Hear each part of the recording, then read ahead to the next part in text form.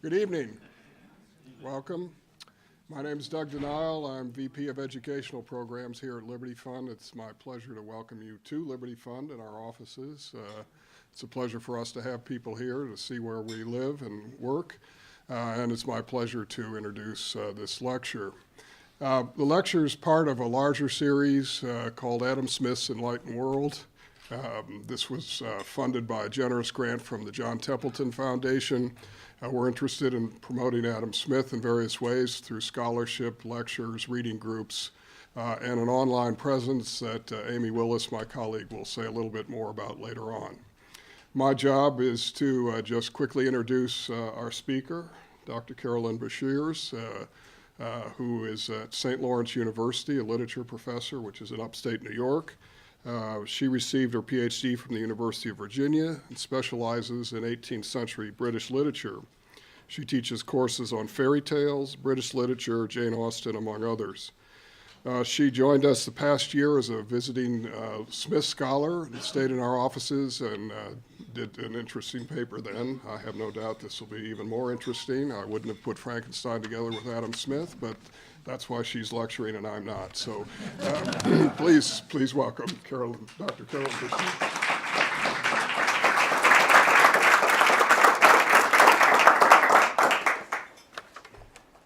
Thank you so much. It's absolutely a pleasure to be here and to be talking about Mary Shelley's Frankenstein and Adam Smith's theory of moral sentiments. Tonight I'm going to argue that Adam Smith's theory of moral sentiments is an overlooked ethical framework that helps us understand the deeper debates and the horror of Frankenstein, especially in relation to the family and beneficence and justice. I'm going to start by talking a little bit about Frankenstein and the ways in which the theme of family has been read traditionally in Frankenstein, and then suggest how introducing Adam Smith can enhance our understanding of the novel. Then I'm going to move into a discussion of Victor as the creator or the parent of the creation and talk about his role in relation to beneficence and duty before looking at the creature and the questions that he raises about justice. In the conclusion, I'm going to reinforce my arguments and I hope open up some debate, some discussion about how you think these issues relate to us today. So, in 1818, Mary Shelley published Frankenstein, a novel that she later termed My Hideous Progeny. Since then, that progeny has been extremely prolific. It has produced many adaptations and has assumed what many scholars call the status of myth. The novel continues to resonate because it raises issues with which we are still grappling. Is it okay, as in the film Ex Machina, to create artificial life? If so, what are the responsibilities of the creator? Is it okay to genetically modify food, like golden rice? This is a hotly debated topic. Is it okay to genetically modify babies, designer babies? If you can make it so that your baby doesn't have Alzheimer's, would you do that? These are problems very much alive today. So to understand this novel is, in some ways, to understand our world. Today, I'll be focusing on problems signaled by the title page, the relationship between creator and created, father and child. Shelley signals that concern by subtitling her novel, The Modern Prometheus, the mythic titan who defied Zeus. And in some versions, he brings fire to man. In some versions, he molds man out of clay, as in this image of a Roman fresco. Shelley pairs the subtitle with an epigraph from Milton's Paradise Lost. In this quotation, Adam complains to God, "Did I solicit thee, maker, from my clay to mold me man?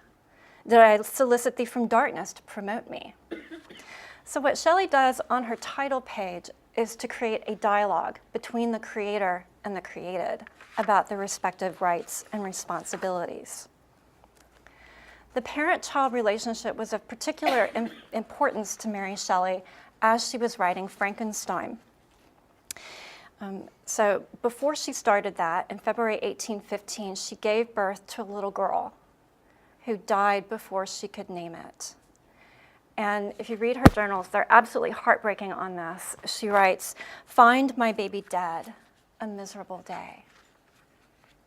But it's a journal entry from March 19th that really evokes Frankenstein.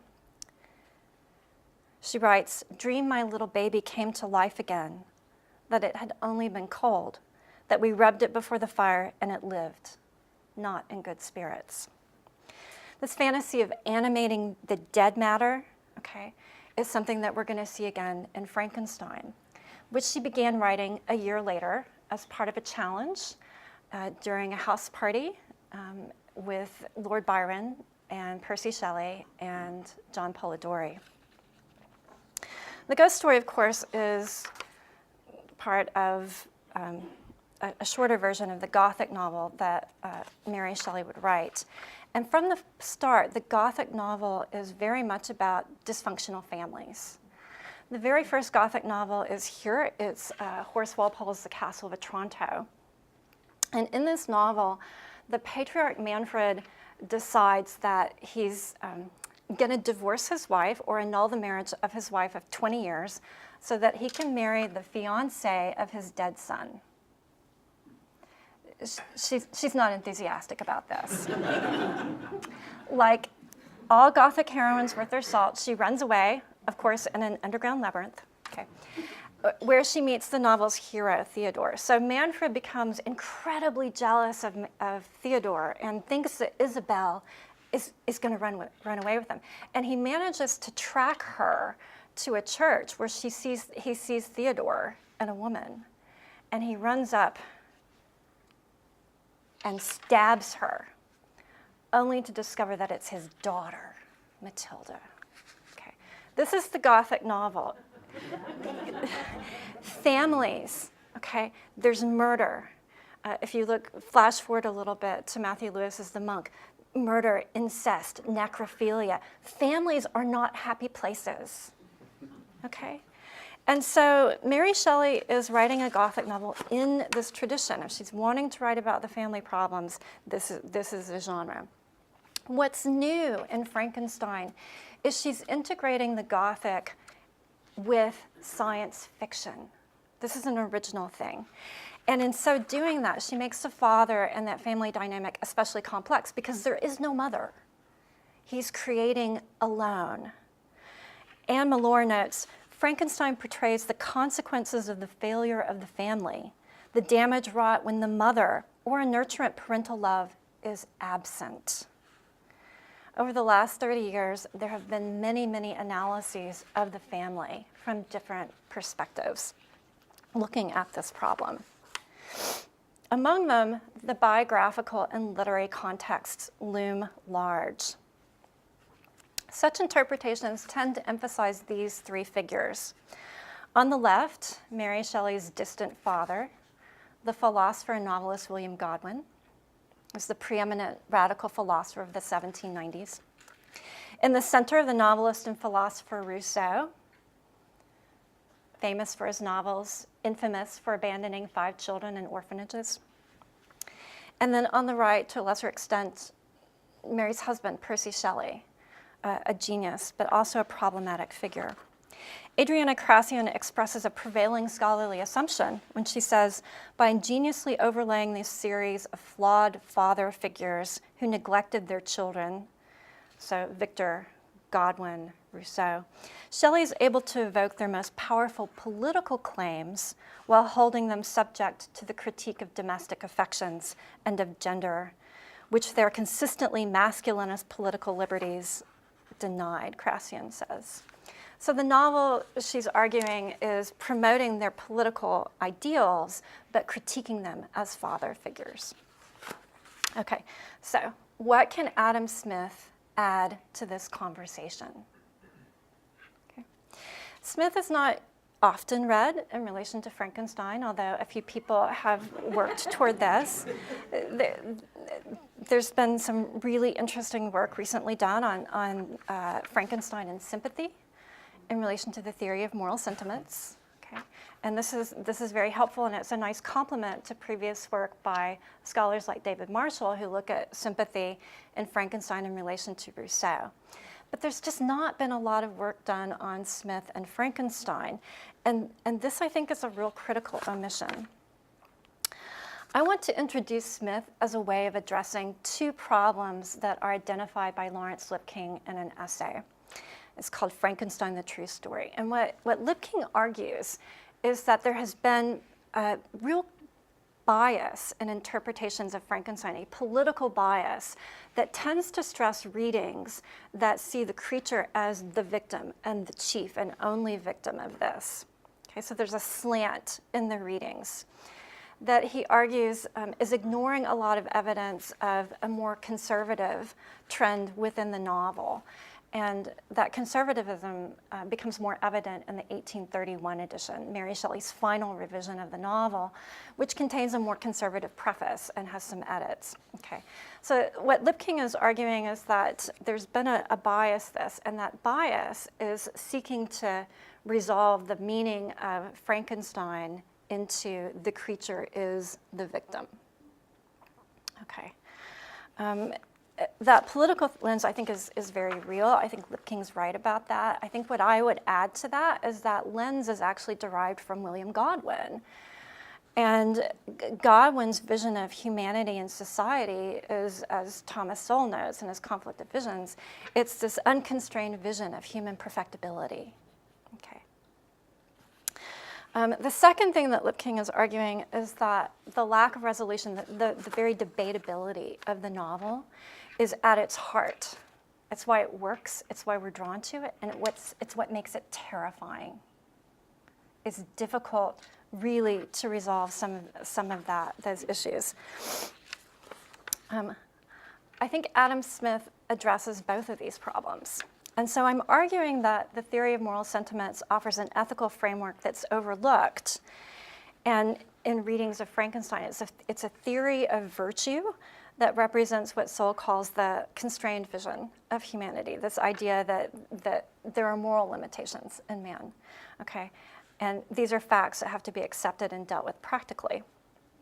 And this is, of course, the opposite of Godwin. Sowell uses Godwin and Smith as oppositions here. So by emphasizing Smith, I want to point out how his writing offers an alternative perspective that helps clarify some of the ethical issues that have been overlooked or glossed over. I think the framework is especially helpful for understanding the horror of Frankenstein in relation to parenting and beneficence and justice. And Smith devotes considerable attention to those points, and he depicts the parent-child especially, that relationship at the nexus of debates about beneficence and justice, which is creating a debate that is itself terrifying. So, at this point, you're probably asking, did Mary Shelley actually know Smith? Is there any basis for this? What we do know is that Mary Shelley read her parents' works very closely, and her parents were very familiar with Smith's writings and, in fact, refer to him, engage his ideas, quote his ideas. Mary Wollstonecraft, in her Vindication of the Rights of Woman, is quoting Smith's theory of moral sentiments. Godwin, in his Political Justice, is arguing deliberately against Smith's Wealth of Nations. He's trying to rework this idea of the impartial spectator. So she would have been familiar with Smith from her parents. But also she had access to her father's library. It's likely she read him there. And most obviously, she refers to the invisible hand a couple of times in Frankenstein. And that term, of course, is most often associated with Smith at this point in time. So it is highly likely that Shelley was familiar with Smith's writings. So I'm going to start tracing this relationship with the first part of Shelley's novel. And the first thing we actually see when we move past the title page is the dedication to William Godwin. It identifies his most famous works, Political Justice and his novel Caleb Williams, which reviewers took as a sign that this is a novel that's declaring the author's political allegiance to him. but it's also doing something else. It's also an appeal to Godwin from his daughter. Okay, so she is, like the creature, not named. She's just the author. Mary's mother died when she was born. Godwin was a very distant father. He packed her off to Scotland to live with acquaintances for long stretches of time. When she eloped with Percy Shelley, he refused to talk to her for 3.5 years. Okay. So this is a novel about a creator who abandons his creation, dedicated to a father who is neglecting his admiring daughter. Okay. The preface is by Percy Shelley. And he writes that the novel, its chief concern is the exhibition of the exhibition of the amiableness of domestic affection and the excellence of universal virtue. Domestic affection. Okay, this is what he's arguing. This is a novel about domestic affection. This from the man who abandoned his pregnant wife to elope with Mary. Okay. This from the guy who, after his daughter died and Mary's home weeping about this, is off gallivanting around town with her stepsister, with whom he's having an affair. Okay. Domestic affection. Okay. This is the context. Okay, so like Shelley's father and husband, Victor Frankenstein is full of brilliant ideas, especially when he discovers the source of life. But he's also short on sympathy.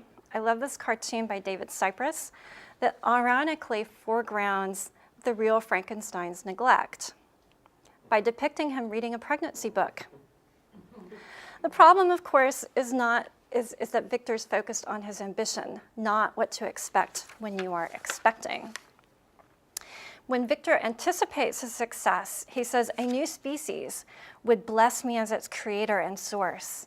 Many happy and excellent natures would owe their being to me. No father could claim the gratitude of his child so completely as I should deserve theirs."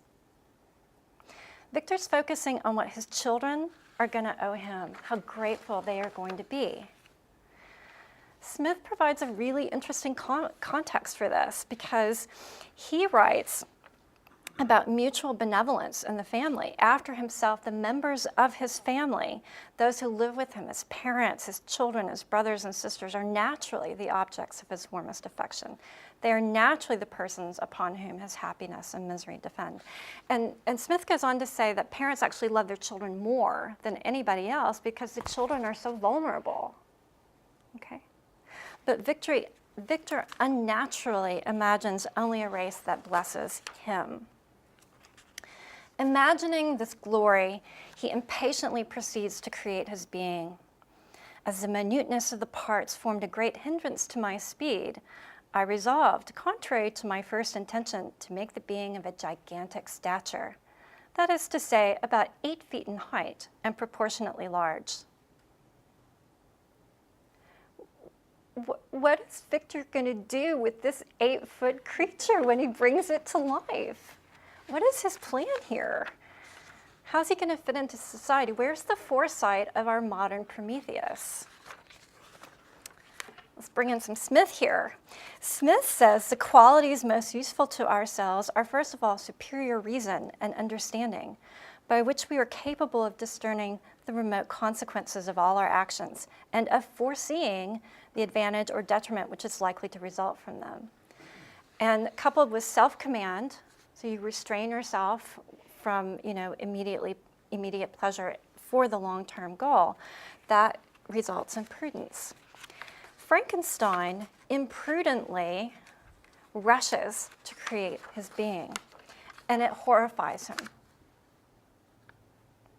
When he brings the creature to life, he says, "Now that I had finished, the beauty of the dream vanished, and breathless horror and disgust filled my heart. Unable to endure the aspect of the being I had created, I rushed out of the room." Victor's horror is depicted here. The creature is left just lying on the floor, and Victor's rushing away. He goes to his bedroom, paces, and then lies down for a nap. This happens. But the reader's horror is explained most clearly by Adam Smith, a parent without parental tendencies, a child devoid of filial reverence, appear monsters. The objects, not of hatred only, but of horror. In this case, Victor is the monster. As Smith's writings clarify, Frankenstein's behavior exhibits not just a horrifying lack of parental tendencies, but a lack of any sense of responsibility at all. Smith observes that the laws of all civilized nations oblige parents to maintain their children, and children to maintain their parents, and impose upon them many other duties of beneficence. It's a fascinating passage because it occurs in a discussion of the difference between beneficence and justice. Okay. Beneficence, he says, it can do no positive evil, and so you can't enforce it by force. Justice is the opposite, right? The violation of justice is evil, so you have to enforce that. But this is occurring at the intersection of those two, because people are very cautious about interfering in a home when you think maybe the father's not as friendly as he should be to his children, right? Where is that line? Charles Griswold points to this. He points to the case of parents, the duties of parents toward their children, to exemplify the fact that the dividing line between beneficence and justice is not always clear. Smith acknowledges that in such cases the sovereign may command mutual good offices to a certain degree, but of all duties of the lawgiver, this is perhaps that which requires the greatest delicacy and reserve to execute with propriety and judgment. Okay. It's this intersection where we're getting a lot of the debate in Frankenstein. What does Victor owe the creature? What does the creature owe him? What is a matter of beneficence and what is a matter of justice? Victor fails not just in a sense of duty, but in a sense of basic humanity, in his unwillingness to sympathize with the very creature that he made hideous. Smith calls sympathy the exquisite fellow feeling which the spectator entertains with the sentiments of the persons principally concerned. But Victor feels and expresses only horror when the creature comes to him. So Victor's taking his nap in his bedroom, and the creature has just come to life.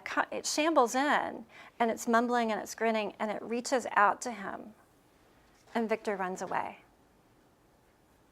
He flees. And after walking the rest of the night, he comes home with his friend Clerval and sees the creature's gone, and he's relieved. Okay, he's relieved. Okay. In the scene of abandonment, David Marshall argues that Mary Shelley is thinking about Rousseau. He points to Mary Shelley's later biographical essay on Rousseau that she wrote for the Cabinet Cyclopedia, where she blames Rousseau for abandoning his 5 children to an orphanage, a receptacle where few survive. And historically, the orphanages in France at that time, the mortality rate was about 65%. Rousseau, she notes, failed in the plainest dictates of nature and conscience. When we move a little further into the novel, we get the creature's perspective on what happens when he's abandoned. And it's fascinating because even though he has an 8-foot frame, mentally and emotionally, he is still an infant. He's able to describe this with the eloquence of someone who has, been reading Milton, among other authors. But the experience he describes is visually captured here, I think really beautifully, in Gris Grimley's graphic novel. The creature says, "It was dark when I awoke." And then there are no words in this frame because the creature in the beginning doesn't know words. He doesn't hear words. It's a dark world. It's a cold world. It's blank. And he is literally rambling from frame to frame, okay, searching for something. Victor's motive in abandoning his creation becomes clearest when we look at Mary Shelley's preface to the 1831 edition, where she imagines what the creator imagined as he was creating this monster. And she notes that his success would terrify the artist. He would rush away from his handiwork. Horror-stricken, he he would hope that, left to itself, the slight spark of life which he had communicated would fade, that this thing which had received such imperfect animation would subside into dead matter. He just wants it dead.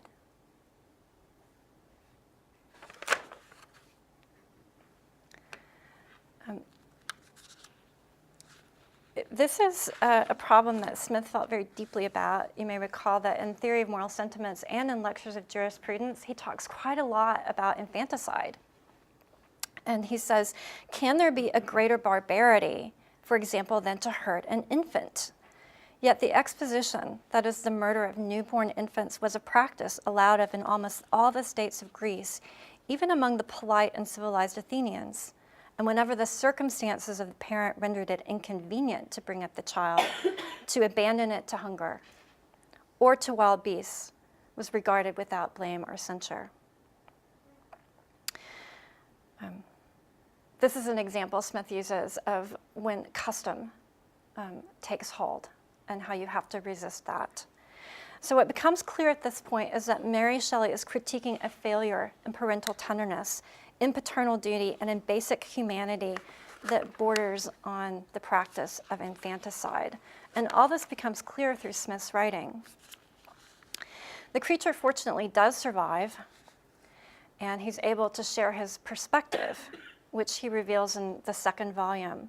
He's lonely, he's spurned by the humans he meets, and he figures out that Victor is his father, my creator. And so he begins a journey to discover Victor because he feels like if he has a claim on anyone, it's going to be his father.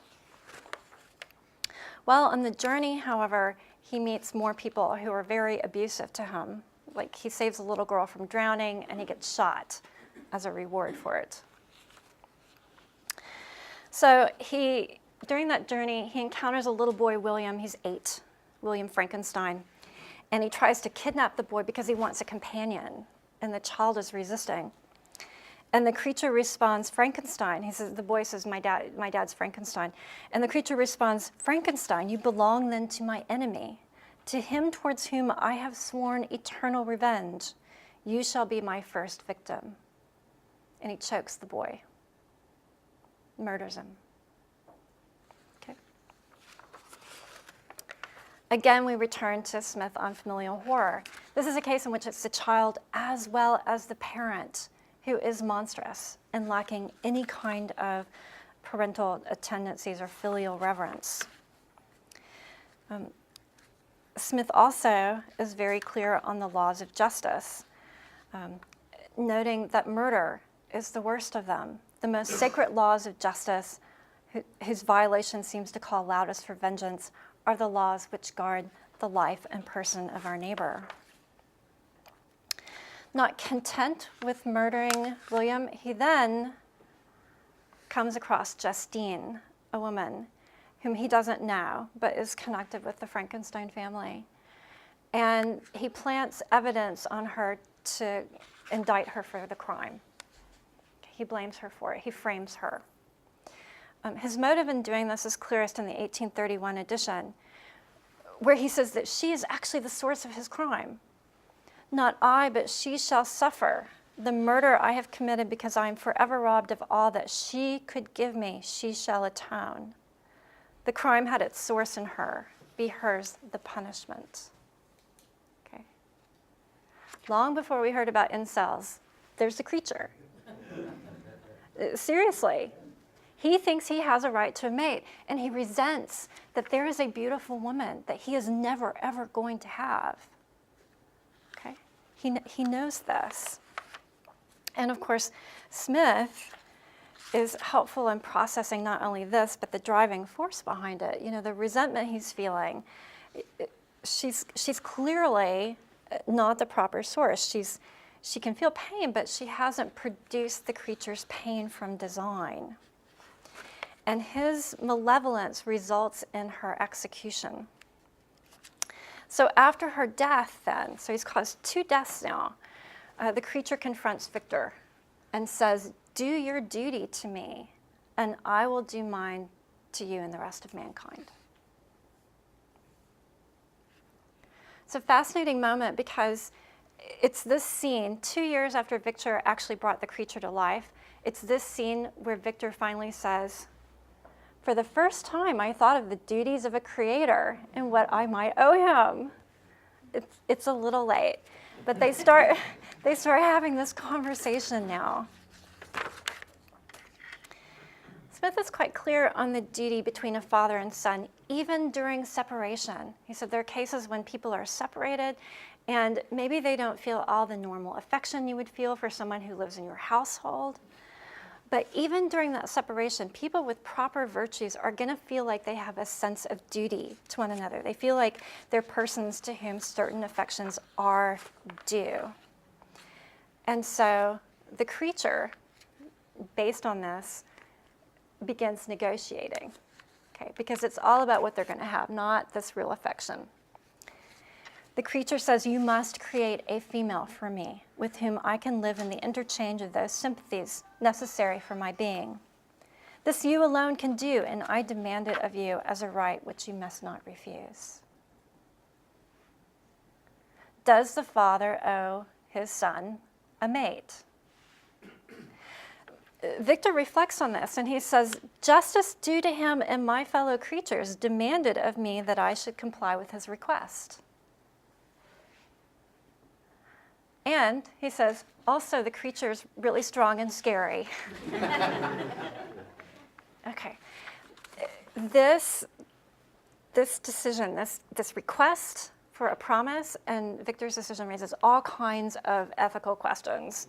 Most obviously, you're going to make him a mate. How do you know that that mate is going to like you? This is what Bride of Frankenstein is all about.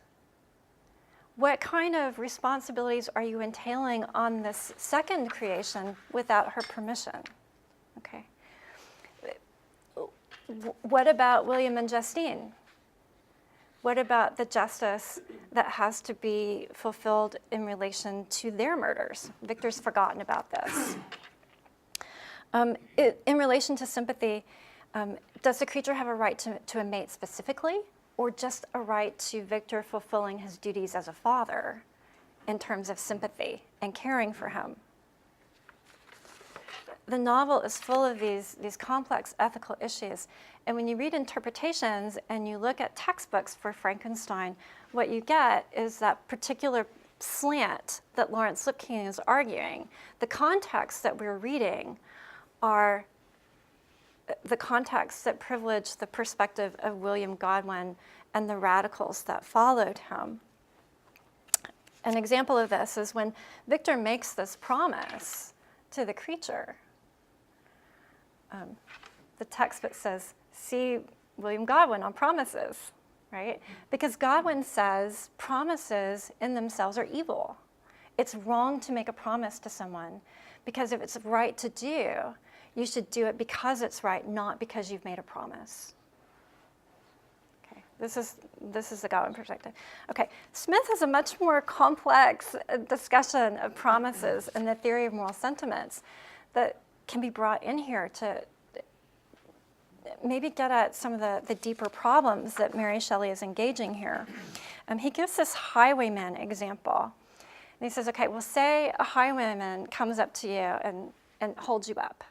Okay, and says, you have to give me something, and if you don't give it to me, I won't let you go. So, the guy he's held up says, okay, I'll give you what you want, and he goes home. Okay, so Smith works through this, and he says, okay, well, if it's just a question of jurisprudence, then the criminal who has extorted this promise by violence has committed a crime. But if you're looking at it in terms of the responsibility of the person who has made the promise, that's messier. Is it a little promise? Is it a big promise? Has he promised the highwayman $5? Maybe he should fulfill that promise. Has he promised the highwayman his children's college savings? Maybe not. Okay. The scope of the promise determines whether you should fulfill it. But more than that, Smith says, violating any promise for whatever reason always leaves a kind of stigma, because your honor demands that you fulfill it. And if you have made a promise that you know you shouldn't fulfill, then that in itself is a problem. And the magnanimous man, the really great man, is not going to make such a promise. He would rather die than make such an oath. Okay.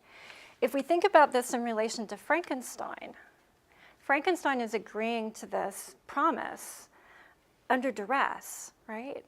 So logically, the creature has no right to make that demand. But the question then is Victor doing something that he ought to do? Is he obligated to fulfill that? Or is this promise forcing him to do something that would be unethical because it infringes on the duties to other people? We'll come back to that in a minute. A second example of this is the creature's demand that he get a mate because it's the only way he can be preserved from further violence. The creature says, I'm committing murders because I'm miserable. If you give me a mate, I'll have no reason to commit murder anymore. That's his argument. And, my textbook that I give to students as a context gives William Godwin talking about solitary confinement. And he says, solitary imprisonment is harmful. Shall we be most effectually formed to justice, benevolence, and prudence in our intercourse with each other in a state of solitude? The true soil in which atrocious crimes are found to germinate is a gloomy and morose disposition. Okay. So in this context, my students, they initially read that and say, well, you have to make him a mate now. He'll kill people. Like he hadn't been doing that before. Okay, again, we need the counter perspective, which is brought in here by Smith. Smith says, people see these criminals, and the criminals, seem like they're pitiful, and you begin to feel sorry for them. You begin to feel compassion for them. And he says, but the wise spectators reflect that mercy to the guilty is cruelty to the innocent, and oppose the emotions of the compassion which they feel for a particular person, a more enlarged compassion which they feel for mankind.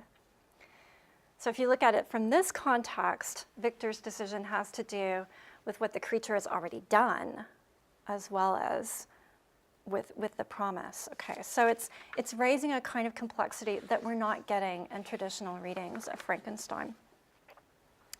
Okay, Victor mostly creates that mate. He starts on it. He's almost done. It's a female, and he destroys it. Okay. And he justifies this by reflecting on what could happen. He says, even if they were to leave Europe and inhabit the deserts of the New World, yet one of the first results of these sympathies for which the demon thirsted would be children. And a race of devils would be propagated upon the earth, who might make the very existence of the species of man a condition precarious and full of terror. Had I a right for my own benefit to inflict this curse upon everlasting generations? Okay. So rather than make the mate without the ability to reproduce, which might be the easy solution, he just destroys it. Okay. So the context given for this passage in my book is Godwin again. And it's the passage in Political Justice where Godwin argues that if there's a fire and the building is burning around you, the person you have to save is the most important person. Who's the most important person? Is it a famous author who's going to write a book? You got to save him. You don't save the valet. You don't save yourself. You got to die. You don't save your dad. Okay? Because you know that this other guy is more important. Okay? You sacrifice yourself and everything else. How Godwin has the foreknowledge of who's going to be the most important, who's going to save everybody, who's going to be more valuable, he doesn't explain. He just knows. Okay, and this is again part of his idea of this sort of impartial justice that's moving toward the perfectibility of mankind. He also doesn't explain what he's going to say to his dad as he's like barbecuing in the flames. It's just, again, Smith is a counterpoint because he has this constrained vision of humanity. Like, we have limits. And he says, the administration of the great system of the universe, the care of the universal happiness of all rational beings is the business of God, not man. To man is allotted a much humbler department, the care of his own happiness, that of his family, his friends, and country. Saving the whole world, okay, saving the human species because you think something's going to happen, that's not your job, because you don't know. And my point here is not that Victor should have made the mate. My point is that Frankenstein is often not framed explicitly in this kind of debate between these visions. And by bringing Smith in as a sort of counterpoint to some of this, we also got a deeper understanding of the debate. I also want to point out that this scene points out just how bad a Prometheus Victor is, because the creature says, "And I will be with you on your wedding night." And Victor says, "Oh my God, you're going to come after me." Just after he's destroyed the creature's bride. Let's think this through. So, the result is predictably tragic. Okay? In the end, the creature murders Victor's friend Clerval and murders Elizabeth on the wedding night. This is the typical scene that we get when people imagine. This is the bridal chamber. She is in her bridal chamber, and where is Victor? He's wandering the halls, waiting for the creature to show up. Yeah. And the creature comes and murders her, okay? It reminds us of the creature's frustrated desires and returns us to the theme of the Gothic and the family. He's not only murdered his father's bride, he's not only murdered someone who represents the mate he can't have, it's the mother figure he never had. Okay? The tragedy precipitates Victor's father to die, and then Victor begins to pursue the creature to the North Pole, where he dies.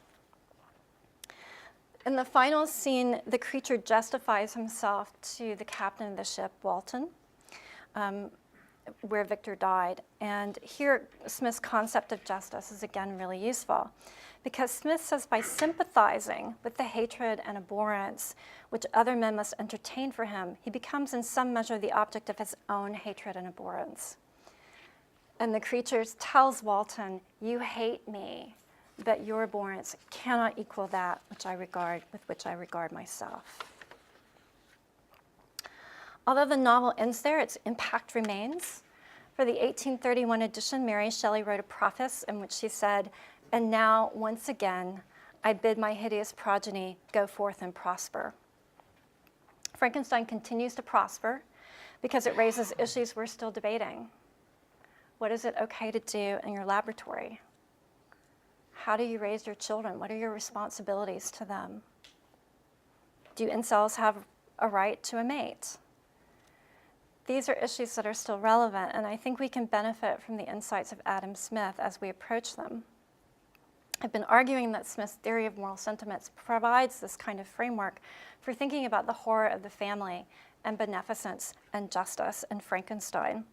Smith is a valuable source of wisdom, and my larger point is not just that he can help us understand Frankenstein, but that he can help us work through these problems today. Thank you.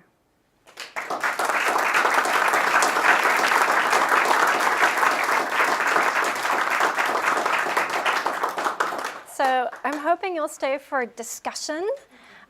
Amy has some things to tell you. Okay. Well, first, we would be happy to entertain any questions. I have a microphone so we can pick you up. So.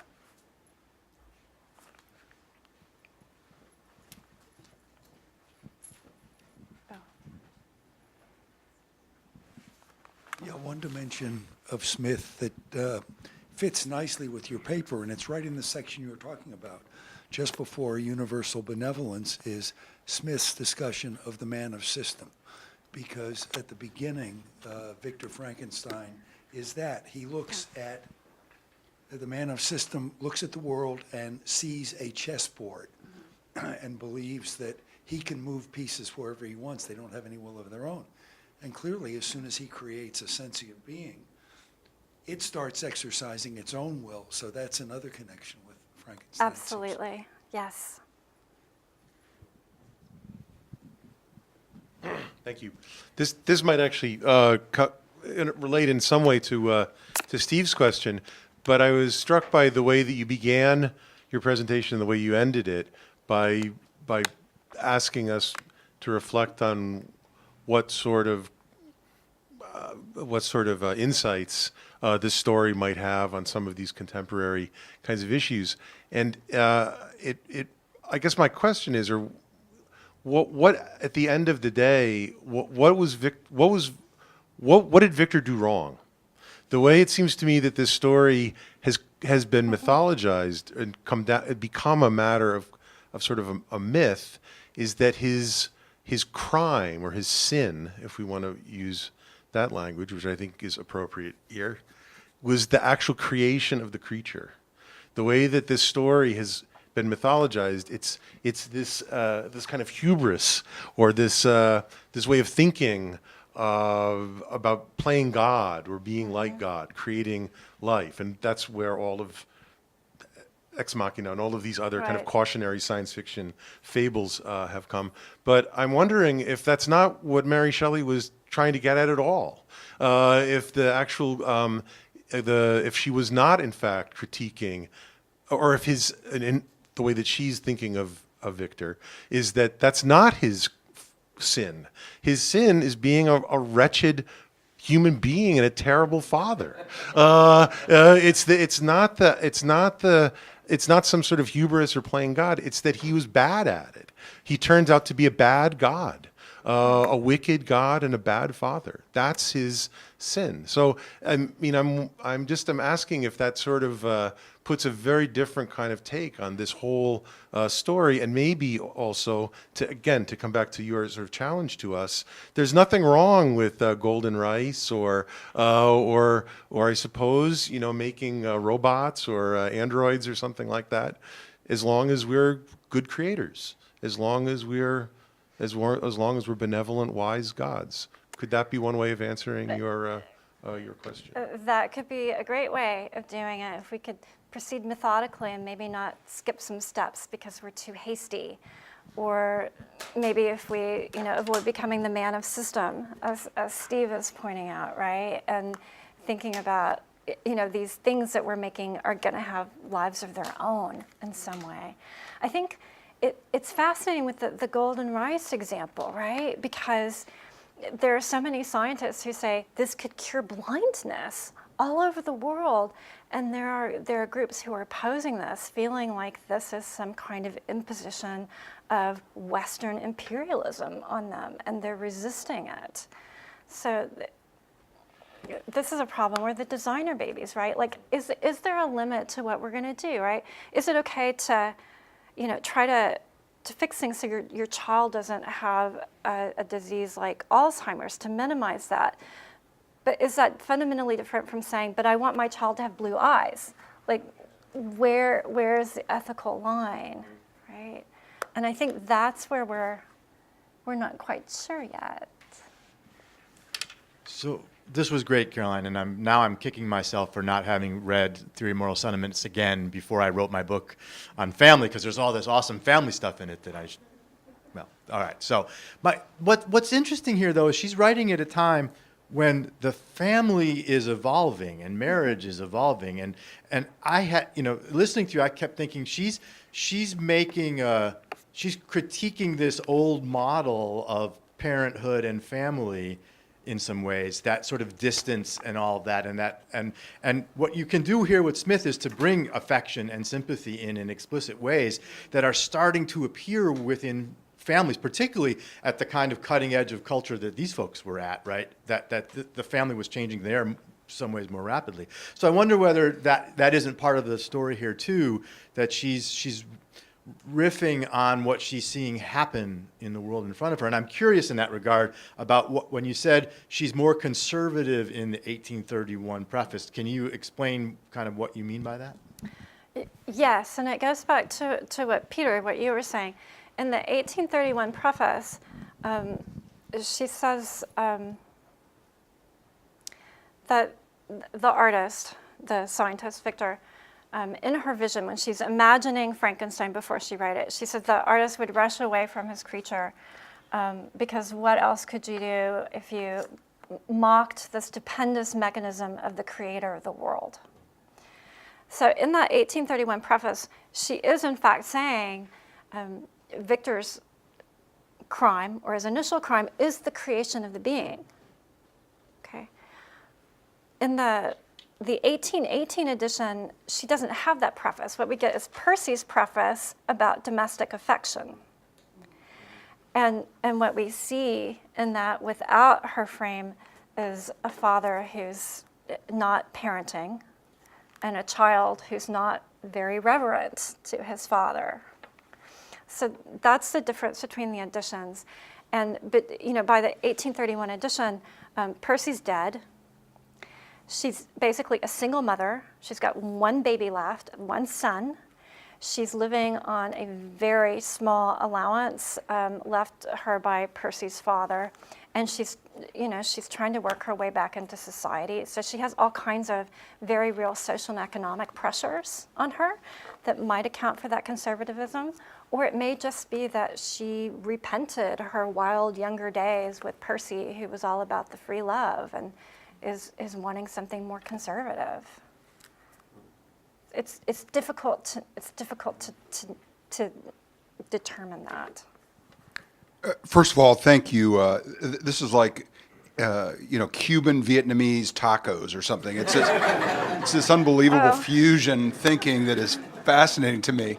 But that said, there are a number of lawyers in the room, and when you talk about the word, we use the word promise, it reminds me of the word contract. And talking to my own emerging adult children, it's difficult for them to find someone to interact with who doesn't have an 18th share of a parent, because people have been divorced and remarried so many times now that, and these children have relationships that are scattered all over the country, all over the world, and they're trying to decide how they spend Thanksgiving. And it does raise this question of, is having a child or producing some object or thing, whatever the right word is, does it indenture us to a future that we cannot escape from, that we have made the choice at inception that we can't contemplate later? This is a good question. Yes, absolutely. All right.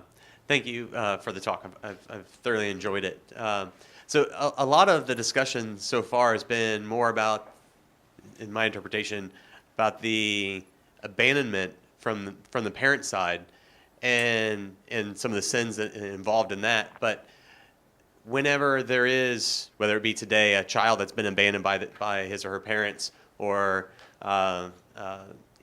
Frankenstein's monster being abandoned by his father, what is the role from either Smith and or Shelley here for society to step in? Is there any indication that, well, society sinned here by not helping this child out?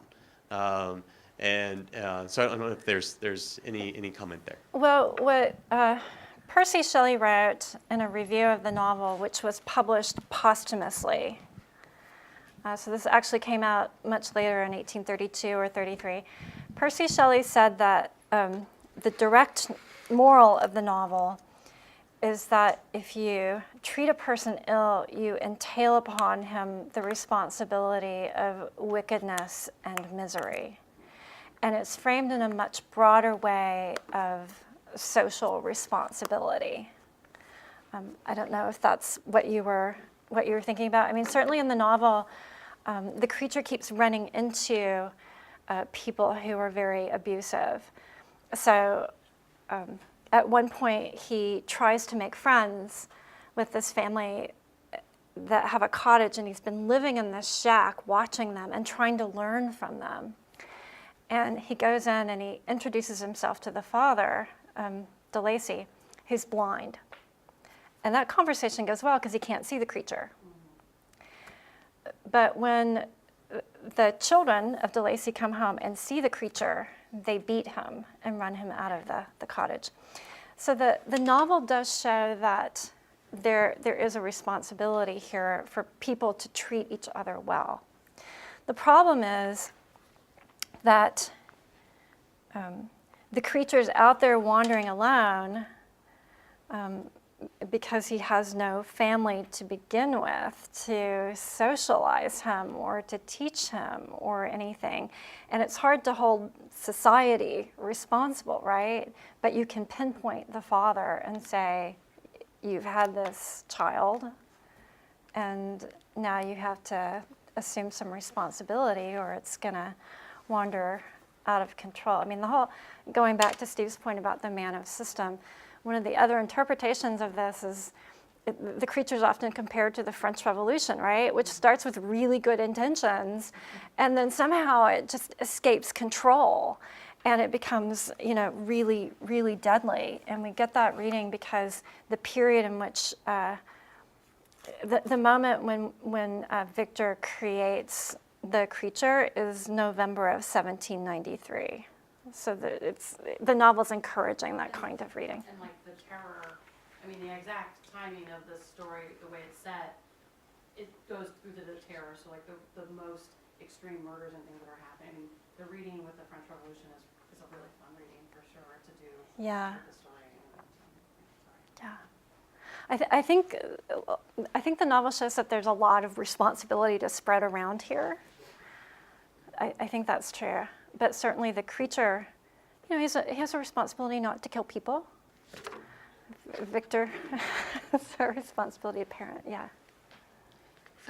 One of the things you said earlier on is kind of a bias of the reading where the creature is a victim. But if we were having a contest, it sounds to me like he's winning over the women because they're just getting killed. Like he at least has enough volition to be violent and to kill others, whereas it sounds like in the story, and it has been many decades since I read it directly, but the women are almost powerless in influencing this culture of responsibility. So outside of the normal, the legal limitations or things of that type that are going on during the period, is there something in the novel itself where the female, the female responsibility or the female power in the culture or on those norms is flowing somewhere, or am I missing something? There are quite a few feminist readings of this novel that do see it as a critique of the way in which, a couple of ones. First off, part of the problem is that Victor is creating life alone without the female, right? And he's not nurturing it. He's abandoning it. And the proper, sort of mother figure, family figure would be Elizabeth, who writes these letters to Victor from home while he's off at college, creating life. And writes some letters, and they run along the lines of, hey, Betty Sue down the street, she just got married. Hey, these people, they just got married, right? She's like dropping all these hints. And when he comes home, his dad says, hey, you want to marry your cousin? He's like, yeah, sure. But I have to go do something. He has to go make the creature a maid. I'll be back in a couple of years. He keeps putting it off, right? There are all these ways in which Elizabeth is left at home waiting for him. And so it's a novel about her being disempowered in that way. It's a novel partly about her missing out on the education, right? That Victor is getting through his travels, through going to the university while she sits at home. And so I think there's a critique of that going on. You said that her mother died when she was young. So is it basically the absence of the female which is the point? I think that's part of the point, or the absence.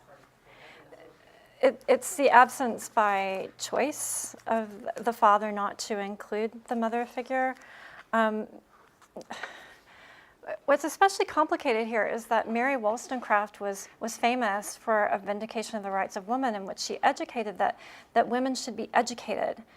They should be educated as rational creatures instead of creatures of sensibility.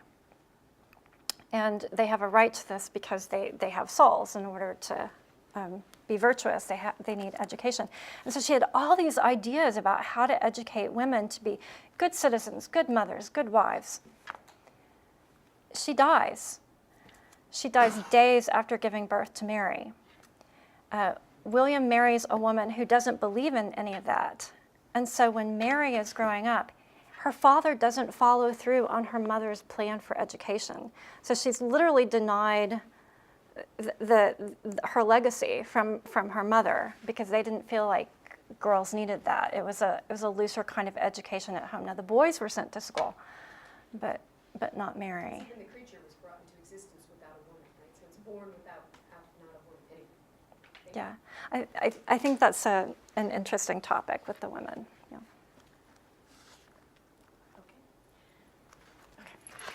Thank you.